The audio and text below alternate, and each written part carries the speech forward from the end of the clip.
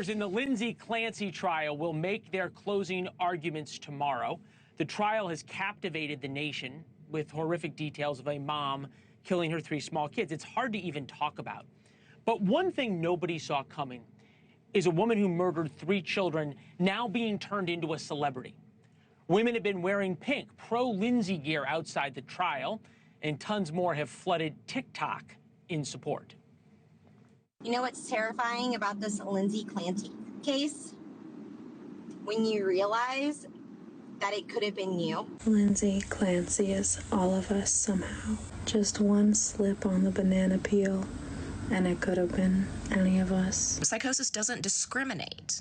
It does not matter if you think you're not the kind of person that would happen to.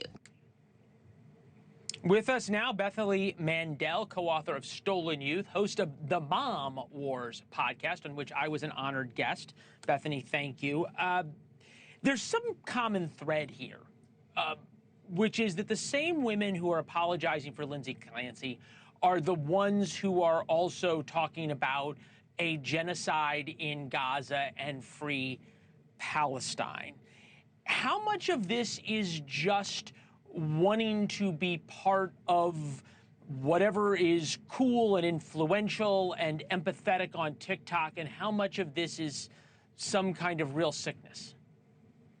I think that it's a social contagion that we're watching in real time. And what's interesting is how the narrative can just be ignored for the sake, or how the facts can be ignored for the sake of the narrative. And so Gaza is one of those many examples.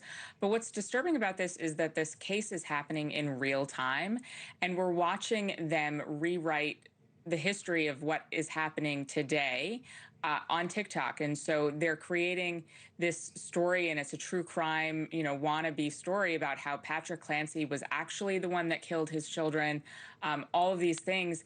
And they've decided that they are better defenders of Lindsay Clancy than her own defense team, who have admitted that she killed her children. Yeah, and they're just sort of quibbling. Yeah, I feel like there's 2 groups. There's the, like, she didn't do it group, and then there's the, but you don't understand the psychosis group. This is a OBGYN, self-described OBGYN, also on TikTok, talking about the every woman suffers postpartum depression, don't you understand how Lindsay Clancy was feeling crew. Here you go. From my perspective as an OBGYN, I believe that you were over-functioning throughout your entire postpartum period. Hindsight's 20/20, but I don't know what else you could have done. I hope that you're seeing our support, because we believe you and we are proud of how hard you advocated. Now, the obvious thing is to say, I don't know what else you could have done. Maybe not kill your children is the ... to that. But there's another thing here, Bethany. I've been in a lot of mobs. Mobs come for people, right? The mob mentality, the mob turns. I've had it happen to me when I was reporting, when I got attacked by Antifa. I've had it happen to me with crowds in the Middle East. This is the opposite of mob mentality on TikTok. Remember, we had cancel culture. We had the mob coming for individual people. And now it is the opposite of that. And I can't figure out what's changed. I mean, so much of this is because these women are marinating in this therapy speak mantras of nothing, you have no agency anymore. Everything is out of your control. And they put mental health on this pedestal of, we're all suffering. It's all so terrible. It could have been me.